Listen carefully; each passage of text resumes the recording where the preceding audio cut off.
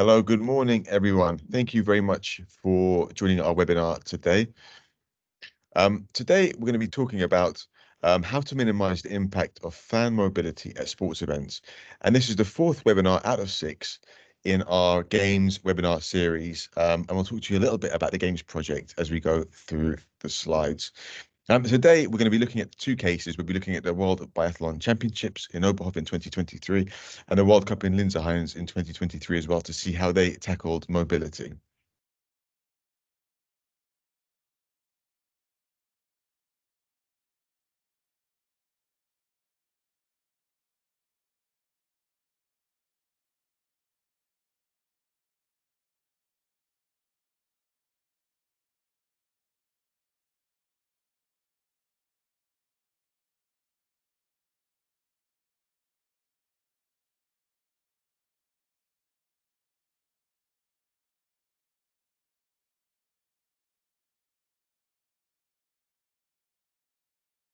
Matt, you're probably on mute. Sorry, it appears I was on mute. So let me start from the beginning. So I tried to press unmute, but let me try again. Sorry. I'll try this again. Hello and welcome to everyone. Thank you very much for joining our 4th webinar in the Games series of webinars, looking at decarbonisation in sport. And today we're going to look at how we can minimize the impact of fan mobility at sports events. And we'll be looking at 2 cases. We'll be looking at the World Biathlon Championships in Oberhof in 2023, and then we'll also look at the World Cup in Lenzerheide also in 2023. We have 2 fantastic speakers today who are going to take us through both case studies. Lily Schmidt is a sustainability manager at the German Ski Association, and Jörg Kappel is the chief executive at the World Cup in Lenzerheide in 2023. So they're going to go through these case studies today. So today we're going to learn how the Biathlon World Championships in 2023 in Oberhof moved 150,000 spectators in a more sustainable way. And then we'll move over from Lily's presentation to Jörg's, who will talk about the World Cup Lenzerheide and how he developed a ticketing initiative to give fans a door-to-door access via public transport. Now, we're going to go through both of these presentations, but please ask questions to both Lily and Jörg. They're going to be sticking around for about 20 minutes at the end. So if you have any questions for both of them, please feel free to put them in the chat and I'll get through as many as I can. Just a very quick word about the Games project, which is why we're producing this series of webinars. This is a project that we started together as a group in June 2022, which is a 3-year project. And it's a project which is funded by the EU Erasmus Plus programme. The partners in the project include the International Biathlon Union, who has helped to organise this event today, with decarbonisation a big part of their sustainability strategy.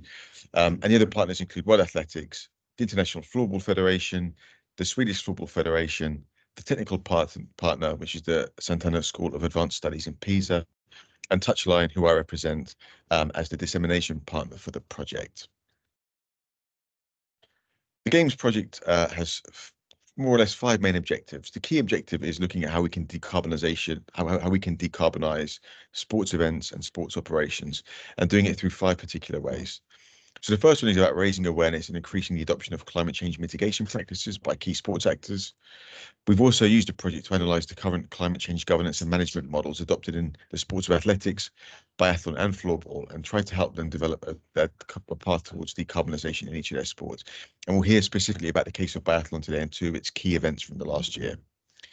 The project also supports the 3 sports with strategic objectives, programs and operational frameworks, and then following on from that, looking at the development of training modules and knowledge sharing, like this webinar here, to increase awareness among sports organisation employees and supporters. And the 5th one is leveraging the popularity of these sports to increase environmental awareness. But that's enough for talking about the Games project. Now we're going to move on to our first speaker, who's going to share their screen to talk about their first project. So I'm happy to hand over the stage to Lily Schmidt, who's going to talk about the World Biathlon Championship in Oberhof. Lily, the floor is yours.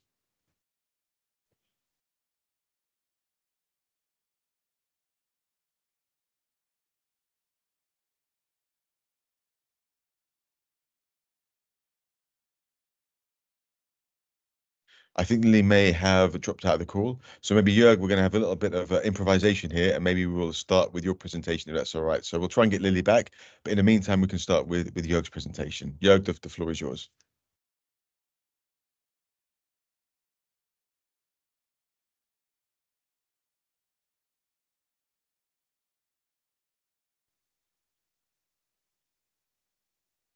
So Lily would be here now again.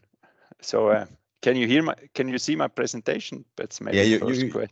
you're coming through clear, Jürgen. Maybe we can just continue on this basis. Let's kick off. Okay, then I continue. Good.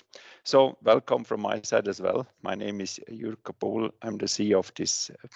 I was the CEO for the World Cup, and I'm the CEO for the World Championships, which takes place next winter. My past I spent with other federations, with FIS. I was the sport director in cross country as well. I was the head of marketing at FIS until 2 years ago. And my other background was I was once an athlete before.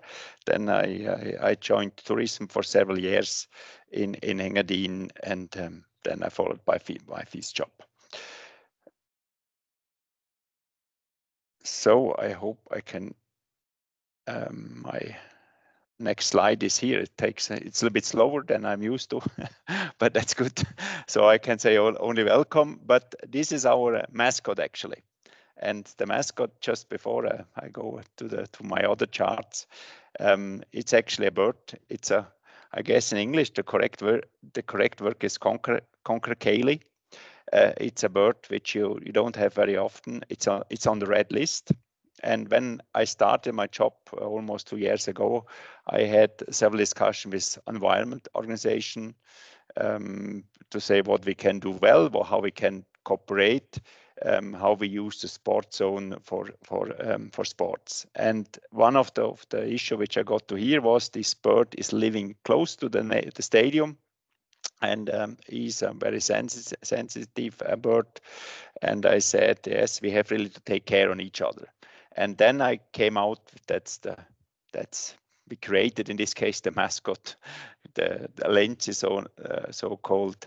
And therefore the whole concept is also based on, it's not just a mascot which says hurrah hurrah. He has also a meaning behind, and he stands for certain values. That's maybe one of the point. Now I have maybe to explain, I don't know who is listening and who knows where Lenzerheide is located.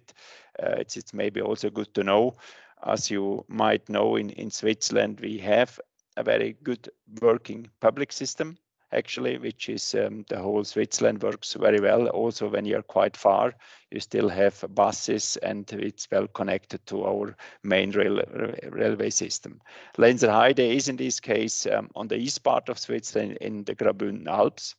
It's located on 1,500 meters over sea level. There is no train directly. The main train goes to Chur, and from there is a bus system which brings you up on a plateau, which I said, which is located on 1,500 meters over sea level.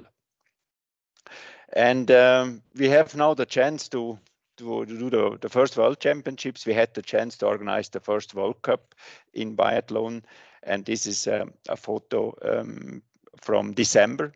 As you can see, it's nice winter landscape. It was a week before Christmas.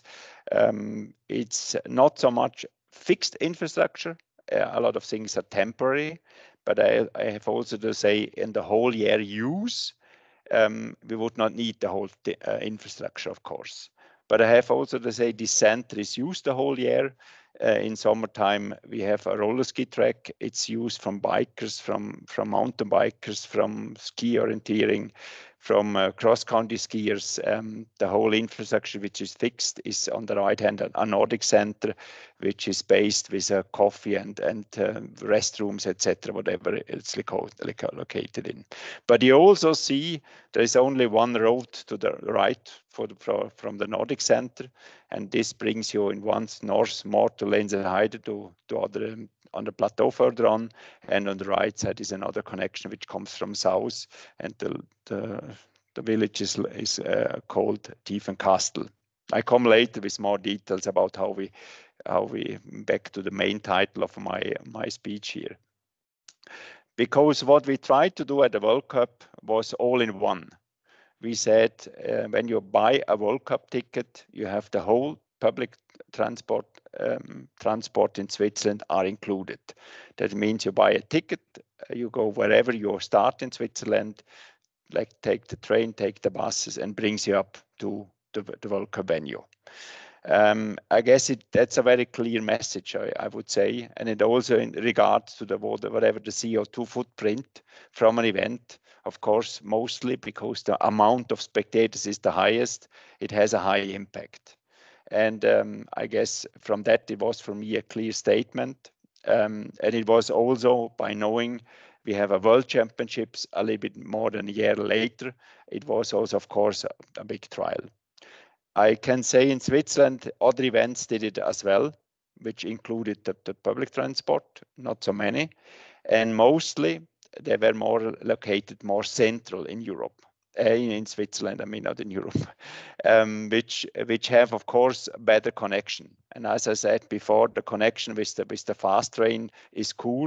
There's a local train which goes around, which is connected then to Tiefencastel and goes further to Engadin. But the last part we have to implement a bus system, which is normally in place. But of course, for the World Cup, we added several other buses to that. So more about some details about the transport system. I guess the clear message was clear, which we tried to do. And again, the mascot was standing, Lenzi was standing for this message. And I guess if we speak about sustainability, which I said before, if you have a parameter to infect, then you have to be something which has an effect. If you do some micro system sustainability activities, it's also good, of course. I'm not saying it's bad, but this was a parameter which worked very well. And as I said, Lenzerheide or the whole plateau is only on public transport system connected with a bus system. And what we did, we see now Chur on the map, which brings you with the main transport system, the railway to Chur. And from there, the red lines are the local trains. And the buses are the normal buses, which called in Switzerland Postauto, which brings also normal persons to the plateau. And those we added. We had a bus 1, which was from Chur on to the Biathlon terminal, which was driving according to the timetable. And of course, we added additional buses. Bus 2 was the bus 2 line was from Tiefencastel up to the Biathlon arena according to timetable, and again with additional buses. And we have in the whole destination, we had additional shuttle buses from guests which are located, which were there, or maybe somebody drove up and found a parking spot and came then to the Biathlon terminal or the Biathlon stadium in this case. So I come back to the results. In this case, what we could see, and this was a fan research was done by IBU. I guess Rika is on the phone as well, and she could add more details, what I know. But what we can see here on the right side, you see the use comparing to other World Cup events of the use of private cars was dramatically lower. Dramatically lower.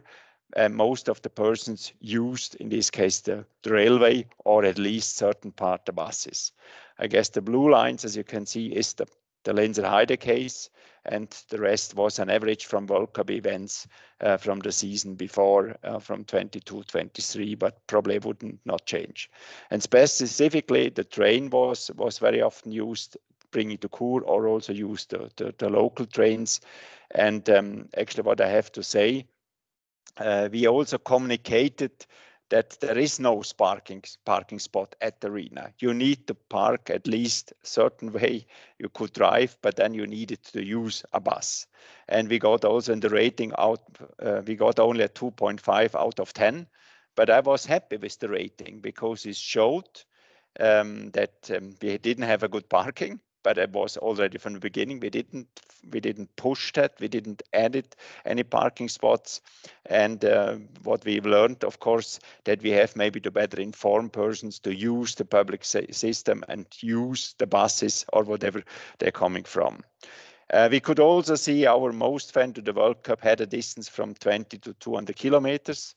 Which also, when I come to feedback, what kind of remarks we got. And what you do when you have an overall system where you include the ticket in a normal ticket to the event, you add a certain amount of Swiss francs to each ticket. And of course, if you don't use a lot of kilometers the bus or the train even, it gives you, or we got feedbacks that they believed that the ticket price is high. Of course, we got, on the other hand, many feedbacks which were very positive, which says, wow, it was the cheapest way to go to Lenzerheide because we used it for many kilometers. Your system works tremendous good. So that was a kind of different feedbacks which we got from local persons, which believed the price was high and we don't use the public system for many kilometers, and the happiness of other ones. We got also feedback because if coming from other nations like Germany, probably the public system doesn't work so well like in Switzerland, I have to say. And of course, the remark was we don't trust in the public system because it doesn't work so very well at home. It's just feedback which I tell you. I guess for us was a good approach, was a positive approach. Of course, you have also to cover certain costs by an OC. But on the other hand, it gave a clear statement what we could promote, of course, and that we wanted to take it serious to reduce the CO2 footprint. On the other hand, those which took the car, they were mostly, probably 46% were only 2 persons in the car. We didn't push the car sharing model in this case. You didn't have to pay a higher price for the ticket when you came by car. There was maybe other incentives which we can do. What I also was happy to hear,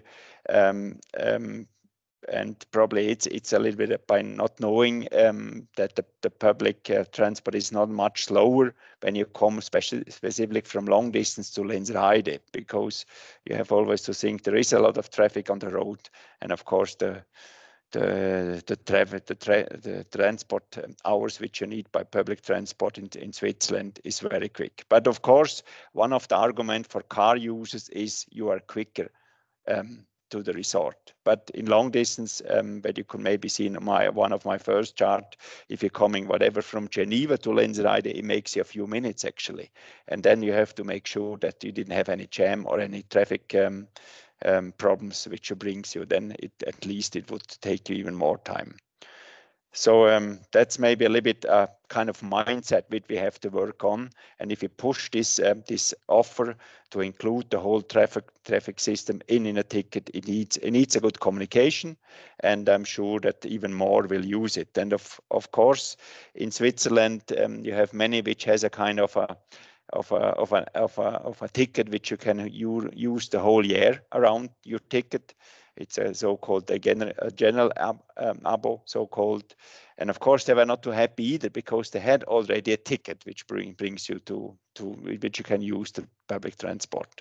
But I would say, in general, I can say we were really happy with most things. We had to take serious, of course, what the local said, or the local person which didn't use for many kilometers. And when I don't know how many minutes I have. I didn't watch on my eye control. I have probably still a few minutes to go. We had to change it a little bit from for the upcoming World Championships. We had to adapt it slightly. And you can still see the same situation with Chur as the main capital of the Canton Graubünden. And we said, what's important, what you have to know, February is really high season in the destination Lenzerheide. And now we add another big championships with the Biathlon World Championships. So even in a normal situation on February, specifically on a weekend, the road between Chur and Lenzerheide is very busy. On a Sunday afternoon, you need certain time.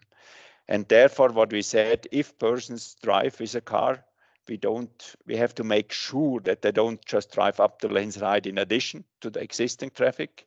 So we plan a big parking lot in the region of Thusis with the big P marked, and from there we include shuttle transport, which at least helps to reduce the amount of traffic, the amount of cars in the destination. And of course, it's one of the points which we try to optimize. And we're coming up on, I would say, normal persons, most of the persons, I have to say it on that way, drive up from Chur up to Lenzerheide, because kilometers is the shortest way. But we go a little bit around and to follow a little bit the anti-cyclical way, and we use the moment where not normally you don't have a lot of traffic, and all the shuttles will be implemented on that way. We also try to limit the traffic on between Lenzerheide and Lunch, and we have additional shuttles for teams, of course. We have additional shuttles for media.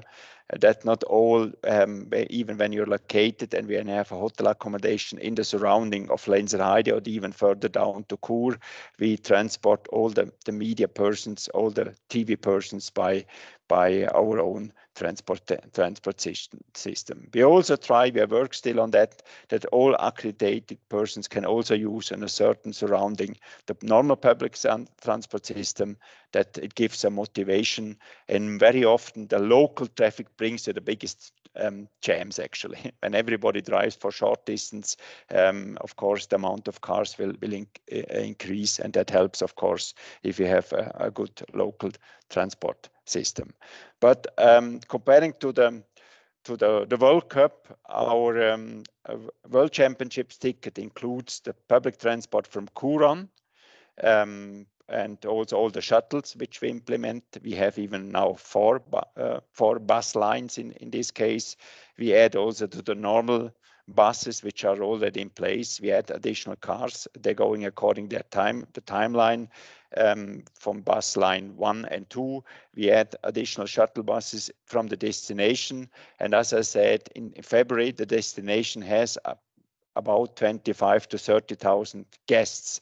And of course, they're all potential guests to visit maybe one day a championships or one afternoon a Biathlon World Championships. And as we are running over 2 weeks, it gives in this case 2 times 25,000 persons, which are already close by, which are doing their holidays, their ski vacation, and maybe with a good motivation and a good input, we can motivate them to visit the championships.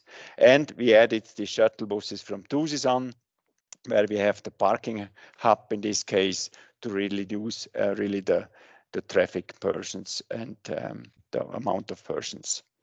On the situation on site, we have on the north side, you see the bus hub in this case, where where the persons goes out. They're coming directly then to our fan village, to fan tents, catering, etc. And then you see we have different passes. If you go on the courses, the greens are the hotspots where we increase whatever services for spectators, or you go directly walk down to the stadium. For all of them, is a few minutes to walk from the point where you have the fan village, where you have the bus stop in this case. But we had it on the opposite side for the World Cup. We changed it because you're getting closer to the venue, and it's a little bit an easier way to connect to all the hotspots on the courses, as well a shorter way to the stadium as such. We expect on a high day 70 to 18,000 spectators. The Biathlon World Championships runs over 12 days with 9 competition days. Of course, there is always some highlight days where you expect more spectators, but nevertheless, the concept stays on each day when we have a competition. It stays in the same way, and we really try to motivate persons. This afternoon, actually, we have another meeting with the public transport system in Switzerland to clarify, if you use the public transport, you get a cheaper ticket for the public transport system, as well you get a cheaper ticket for the event as such as well.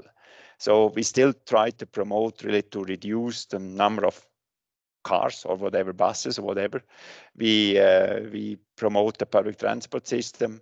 We promote also offers on a day trip with buses to reduce the number of buses again, where you have a full package with the bus and the entrance and whatever the meal which you get at lunch and the beer which you get at the venue, and that you have a one-day package. Also to say from a surrounding of Zurich, St. Gallen, Winterthur, wherever the cities are called, the way is not a long way, and a day trip with buses, of course, can be interesting as well. So one of the key issues is really for us to reduce the cars, to reduce the private use, knowing that we have a lot of spectators close by, or potential spectators close by, and to motivate them to visit the venue and to being at the World Championships in 2025 February, between 12th to 23 of February.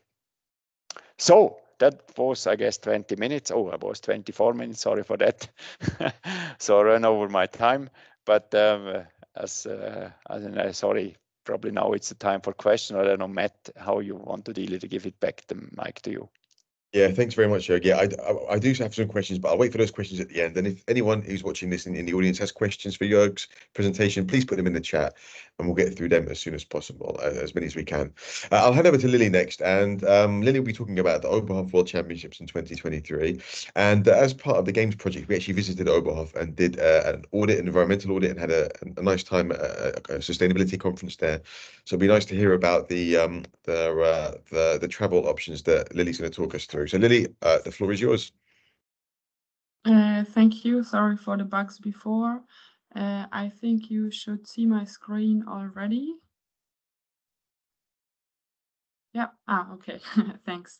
Yeah. I'm gonna focus on the mobility concept at the Biathlon World Championships 2023 in Oberhof. So I work for the German Ski Federation as a sustainability manager for a few years now. But of course, the organization was in the hand of the local organizing committee, but we supported them where we could, especially regarding sustainability topics, also in cooperation with the IBU. We can see here that in our sustainability strategy, also the World Cups and the World Championships play a big role, what we want to take responsibility for.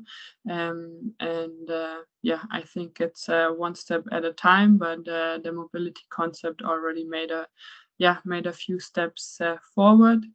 We basically had two pillars for the mobility concept. So one was the mobility of people, and one was the mobility of logistics. I will focus on the first part, but I will also give a few insights on the second part.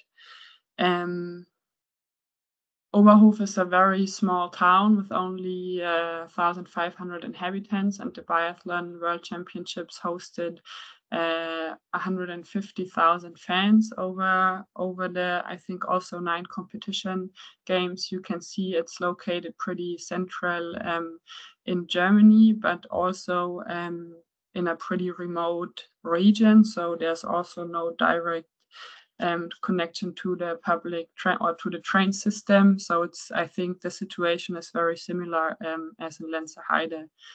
If we look at the competition venue, it was not possible for any private cars to go to the competition venue by themselves. They either had to take the public transport or park at the park and ride parking lot that were about 10 to 15 kilometers away, and then take a shuttle bus. So you always had to come to the venue by bus. The entrance was mainly here, and people had to walk a few meters from the shuttle station to the entrance, and the only parking that was possible was VIP parking. But also the accreditation for parking spots in the VIP was very limited, and media teams and LOC people also had their own shuttle system running throughout Oberhof, where you could reserve your spot at what time you needed to be at the stadium, to also reduce the number of cars coming from the organizational stuff and from the teams. If we look at the parking lots, there were 4 in total. So up here on the side and in the south, that were all connected to major highway connections. The decision was made to not place them further at Oberhof or further at the stadium because the road infrastructure just can't take so many people. The distance between Oberhof and the stadium is another 2.6 kilometers. So you had the shuttles running from the parking lot through the city and then going to the stadium. We can also see Zellermilis, which is the closest train station, and similar as in Lenzerheide, the public transport was included in the ticket in a radius of about 65 kilometers in both directions. So people coming from Erfurt and Bad Neustadt an der Saale, which are the two bigger cities that are close by, could take the public transport for free, and also from regional lines. As also the train connection to Zellermilis is not as central as maybe compared to Chur. The regional bus lines were also running more often, and there were also a few extra bus lines just for the time of the World Championships, and people could access all timetables online. If we look at how it worked, we can see that about 55% of the people took the car. We had about 15 people coming in fan buses that could also come very close to the stadium, so they didn't have to park at the park and ride and then take the shuttle, but there was access for the fan buses in walking distance to the stadium. We had about 20% on the public transport. Car on long distance is an estimation, and we actually don't have valid numbers for electric vehicles, but as there were no proper charging infrastructure, we don't expect it to be higher than 1%. We calculated the CO2 footprint on some assumptions, of course, and also the CO2 savings that we made from people coming by fan buses or by public transport compared to coming by car. We also calculated a scenario with a different split. So if we would have 30% by car, 30% by fan bus, and 35% by public transport, the CO2 savings would triple. And the question is, of course, how can we get to such a split? If we look at mobility in an operation kind of sense, we here see the fuel consumption for operations running on site, so logistics, aggregates, but also the consumption of the shuttle service for the LOC. We can see that we had 4,000 liters of HVO, which is a synthetic fuel that saved us about 9.5 tons of CO2 in direct emissions and another 2 in indirect emissions. The challenge is the availability to some extent, and also the suitability for the machines, or the liability with the manufacturer. And this table also includes the driven kilometers by all volunteers, which is about another 6,000 kilometers. So that's, I think, also a point to take into consideration. We had about, I think, 800 to 900 volunteers that come in day by day, how you can organize them, or how can you maybe give them access or possibilities to stay on site without having to go back and forth every day. To sum up a few challenges, I think they are very similar to what Jörg just presented. The contract negotiations with the public transport organizations are not easy, especially also for the bus shuttle service and the additional bus lines. I think it's also a personnel problem at the moment. Then also the topic of the pricing or the cost that is included in the ticket. So some people don't want to take public transport, but still pay for it. And also how much more expensive can you make a ticket to include this option, but also keep the cost feasible for the LOC. Then we realized that there was actually a big lack of communication for the public transport option, and also a lack of incentives. So people knew that they couldn't access the stadium by car and use the park and ride parking lots, but there was not enough communication about how they can easily access the stadium with the public transport options. And I think if an LOC thinks about implementing it, the communication strategy is just as important as the mobility concept itself. Then it's hard to get reliable numbers or to register the data. We actually had some problems with that, especially in the aftermath calculations. We had no IBU fan research in place, so we unfortunately don't have the same numbers as Jörg just presented. And our numbers, include a lot of assumptions or different scenarios, if it could have been like that or could have been like that. Then we also realized that handling the bus shuttles at peak times, so especially at the end of the competition when everybody wants to go home or go back to Oberhof to join the party at the Medal Plaza, people had to wait a lot. Also, the walking way from the stadium to the bus stop was very full. You couldn't move forward or backwards. So there also has to be paid attention to how do I get a good flow of people. For the operation side, it's important to pay attention to the upstream processes that are included in the HVO production, because not every synthetic fuel is a clean or green fuel, so to say. The availability, I think it's getting more and more popular also in the public transport sector.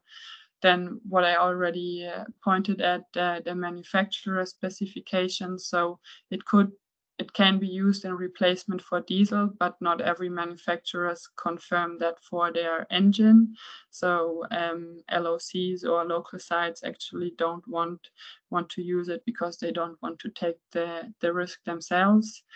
And then of course the very widely established use of diesel aggregates, especially for the temporary infrastructure. It's hard to find alternatives. Of course, the HVO is one possibility, but then it's also again a matter of reliability. If you heat, for example, the VIP tents with it, you want to have it work and not make it a trial error show for the first time.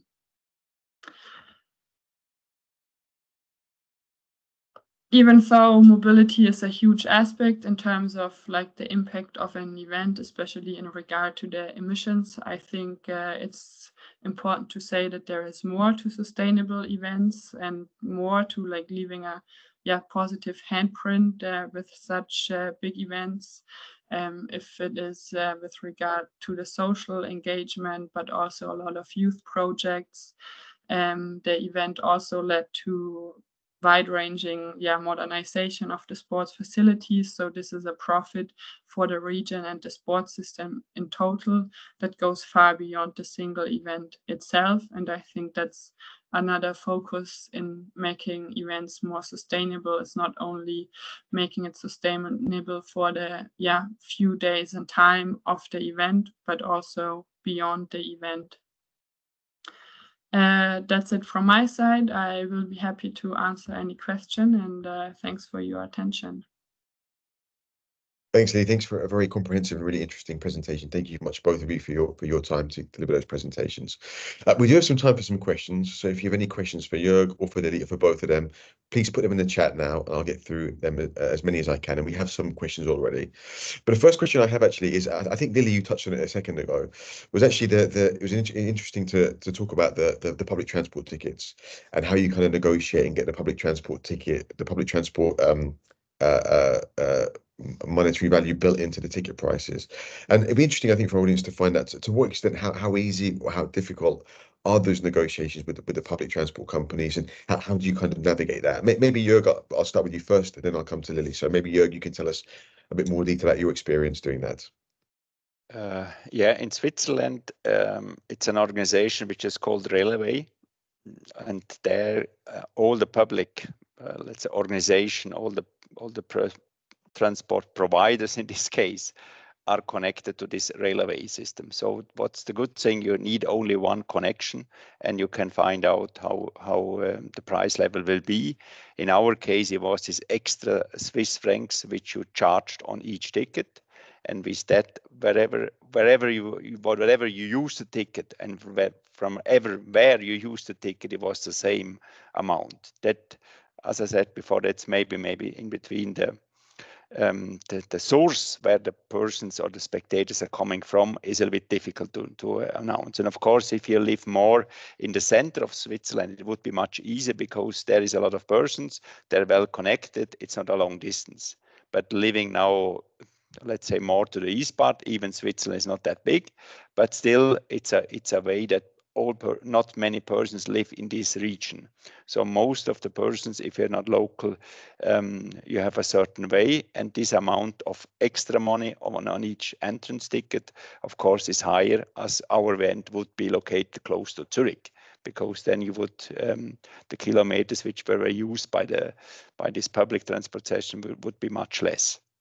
But the connection was very good, very positive, and the big advantage was one organization which you could manage all the discussion. We didn't have to run to all different bus organizers or providers. We didn't have to run to all the train providers. So in Switzerland, it's actually rather easy, I have to say. It took us 2 telephones. Lily, you mentioned there were some challenges, so maybe it took you more than 2 telephone calls. Maybe can you tell us a little bit about some of the challenges you had with your experience in the public transport companies? So it was not me having to negotiate, but I know that it's not as easy as Jörg just pointed out. You actually have to get in touch with the Deutsche Bahn, which is the head trail system in Germany, but then they also have regional lines that are run by the regional offices. You have different bus lines that are run by different bus offices, so you kind of have to get all of them together and then find a baseline that works for all of them, but also works for the LOC and works for the LOC, especially in terms of finances. Another question you both kind of touched on was mindset and actually engaging people to use the public transport. I know Yogi mentioned that from some countries who live in a country where public transport isn't so good, they're a little bit hesitant to use public transport. And even if there is incentives, they would prefer to use the car because of bad experiences previously. How can we as sports try and improve the perception of public transport so we get a better turnout of people using public transport? Maybe Lily, I'll start with you on that one, and then I'll come to Jörg. I think it's not only about informing that this is the options you have, coming by car to the park and ride or taking the public transport instead, but also talk about the effects and the impact that it has and why it is so important, and how important it is to address fan mobility, so give them more of a background or educational background, also to understand why. I mean, for us, it's often like in the bubble, it's often clear why it is so important, but maybe for all the fans that come to the event, it's just not so clear because they don't deal with it in their day-to-day work. Jörg, what's your opinion? Yeah, in our case, I guess it's a communication issue as well, in this case, to inform person that they know we have this offer, or it's really some from foreigners which used it, especially from France, they didn't believe it because they could cross the Swiss border and then wherever, Geneva, Neuchâtel, whatever, they took the train, or even Basel, they could just take the train. I met persons which lived not so far away from Basel in France. They came in the Saturday morning, took the train from Basel to Lenzerheide or the bus, and then back, and then they went back home again, and next morning they came again. So I met them always at 10 o'clock. So I guess from them it was a highlight. They knew it, but we were probably not good enough to say that we have no parking spot. First of all, use the public transport as long as you can. But I have also they don't like to use it, or they think it's more comfortable to drive a car as long. They love the car probably. And some have maybe they don't trust in the public transport system as well, how accurate or how precise they are. So it's a little bit different factors, but for us the key learning was really we would need to promote it even stronger, even when we always said World Cup ticket includes the whole transport system in Switzerland. We have a couple of questions from the audience. One is about electric vehicles. I know, Jörg, I liked your stat about the parking rating being quite low and you enjoying that. I think that's the first time I've heard that. But did you ever consider, either of you, like specific electric vehicle parking spaces to try and encourage people to use electric vehicles? That's a question from one of our audience members. Jörg, maybe let's start with you on that one. Yeah, we are in connection with one of the sponsors from Swiss Ski, actually, which works in this area to implement further charging points in this case, and that motivates also person which they drive that they can charge their vehicle during their visiting the event. How many we are able to implement, it's another issue. But I said before, there's actually two reasons maybe to motivate them to use the electric car or the public transport system. If you reduce the price, or if your parking is cheaper when you are coming with the electric car. So there is some incentive which we can do. But we have also to be honest, realistic, because this parking which we use at the World Championships is not a temporary parking there. We have to implement it. It's close to the highway. It's close to a restaurant which is also existing there, which has a certain infrastructure like restroom or whatever, but they don't have so many charging positions either. So we would need to extend it. So therefore, I said to electric cars, it's maybe more difficult to extend really the motivation. We can make an incentive. You get a better price for tickets, or you get it for half price or whatever. And also similar, like when you use the public system, you get a better price to the event. Lily. We also had a big discussion about implementing more charging stations, and we're in talks with a few car sponsors. But as like the event is only temporary and the region doesn't have the same amount of, or doesn't need the same amount of charging stations in the future, it would only make sense to implement temporary charging stations, and that was actually too much work, too much of a hassle compared to the benefit that you get from it. And we also assumed that most people who would come with an electric car would be from a radius at about 100 kilometers, and if they arrive fully charged, they could also make their way back without charging during the day. For a few vehicles of the internal shuttle system, so also for the teams and taking winners to the medal plaza and stuff, we had a few electric cars by one of the car sponsors. who also brought their charging infrastructure. Yeah, but it just doesn't make sense to multiply the number of charging stations in a region when it can't be used afterwards. Well, a nice question from someone in. Oh, go ahead, Jörg. Yeah, I had yesterday a meeting with Nestle, and there all their employees have an electric cars, and I choose the meeting point close to where we have a lot of charging positions. So they really were happy to say, wow, you're one of the first which thinks a meeting should be where we have a lot of charging positions. So it gives an argument to go to this restaurant or meeting place, in this case, another time. So it was for me an example. Of course, the amount of 4 persons which are coming with 3 cars, it's a different issue. Then you have whatever 3,000 cars, of course. But it shows me just that this offer and this availability of a lot of charging positions can be very important. And it shows me the example from yesterday that Nestle went, that all their employees have a electromobile today. It's important to think about when you make a meeting with Nestle, you need charging positions. We've got a nice question from the audience. I'll start with you, Lily, on this question. And the question is, if the goal is to reduce environmental impact at events, what would you do differently if you had the chance to do these events again? So Lily, let's start with you on that one. That's a tough question. I think, yeah, we know that most of the impact results from mobility and transportation. So it definitely makes sense to further concentrate on that. For Oberhof, it would definitely be have a proper communication plan about it, set the incentives for people to decide for the public transport option.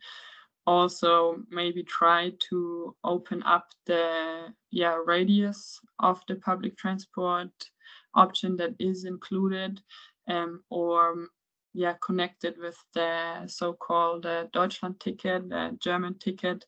So it's a abo for 50 euros a month, and you can take all regional trains. So that people don't have the feeling I pay extra with my ticket, even though I already have an existing ticket that I could use. And then definitely work more on the educational side, because it's also what the spectators can take home from your event, and what maybe they keep doing because they learned it or saw it at your event. And then I think for the event itself, when we regard media production, light standards, and so on, it's also a question of how much do we need, or how much would be sufficient. Jörg, what would you do differently if you could? No, I guess the transport is one of the key issues, of course. And in this case, you have I would say, to say it on a little bit on a negative way, to penalize the drivers, the private drivers. In this case, you need that they have a more expensive ticket. They have maybe a fee at the parking spot to where you get charged. It's in this case, you need some I would say not incentive, the opposite of incentives, to say why we should use it, and especially when the system works well. That's maybe that's one of the key issues, of course. So that brings you also back again to the whole communication, that you really believe in that what we have, which works well, which makes the easiest way, and also in regards to when you visit a biathlon event, for example, you have a good time, you're in the fan village, you visit it with your friends, you drink maybe a beer, and you have no worries to go home because you have a public transport system which brings you home. I guess there are all arguments to say, why you should use as often the public transport system. But we have also to be realistic. I mean, the lowest impact we would have if we would have no spectators. in this case, but I guess that's not a goal for an event organizers. And also regards to where other savings could be, of course, if you have generators which runs with diesel for a TV production, they run 24 hours by 24 hours. Then a twin pack system which we used at the World Cup helps a lot to reduce this. But of course, it's one diesel aggregate which running, but at least it's one diesel aggregate which have maybe the twin pack a little bit a more expensive solution, but it worked. Even we were ready when it was urgent, and we could. It's more an image issue as well. If you have to run a diesel aggregate over 24 hours, and maybe you don't even use it at the end, because you are just ready when you have an emergency case. But I would also say many small things, of course, is good to do, but it's in between. One more small thing is maybe not the biggest impact, of course, and you can promote it positively, but I'm also a realistic person which says maybe it's better to go on the big point to motivate and to have an impact which is, of course, much bigger, and to concentrate them and then on them 3-4 points which really can influence. We could add a lot of points now, smaller points in my view, which are important in the amount of activities, but the big points, of course, makes the big difference. One final question before we wrap up. If there are anyone who's watching this webinar, either live or the recording, who will be hosting events in the future and they're thinking about putting together a sustainable mobility plan, or a mobility plan that's more sustainable than one they've had previously, what is one kind of key piece of advice that you give them, one crucial bit of advice to kind of kick their journey off? Lily, let's begin with you on that last question.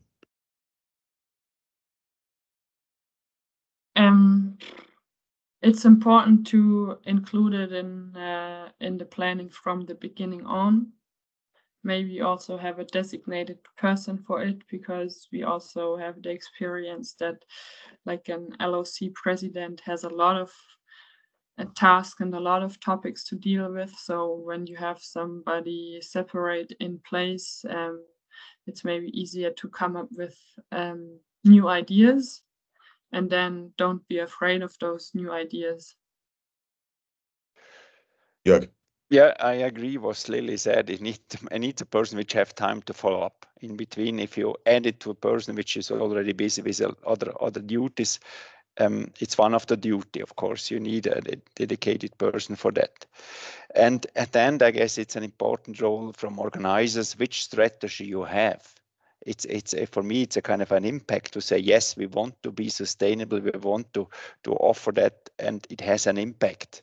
And therefore it needs for me, always on the highest board, the decision. If the president of the LOC says he's skeptical, it gets difficult. If he says that's a strategy point, even when we have extra cost with that, we go with this way, and it will be a long-term positive way, of course, maybe not in short term. And in short term, you always look at the economical impact. And of course, if you want to, in our case, the World Cup was some part an expensive World Cup, because we had something on our payroll which we would not have if we would have an easy solution. But on the other hand, for us was also important because it was the first World Cup. It was the first big biathlon event in Switzerland. We needed to test it as well, of course, to know how it works and what we can afford economical wise as well. But for me, if you go big, think big, and bring it on the page number 1, then you know, not being on the page number 24 at a small chapter there. So for me, that's the key reason. And that's, as an organizer, I say we should stand for that and do our best even when we have an economical impact. Thank you very much. That brings us to the end of our webinar. Lily, Jörg, thank you very much for a fantastic webinar, really interesting presentations and really insightful answers to the questions. Thank you to everyone who joined the webinar today, and thank you for your attention, and thank you for asking questions. Our next webinar in this Games series will be on the 14th of May, Tuesday the 14th of May at the same time. But we will be looking at world athletics, and we'll be looking at how they're promoting sustainability at athletics through the Athletics for a Better World Standard, particularly looking at the Glasgow Indoor Games that happened in March earlier this year. Thanks you all for joining us. And until then, I wish you a good rest of your day, and goodbye from all of us. Thank you. Bye-bye.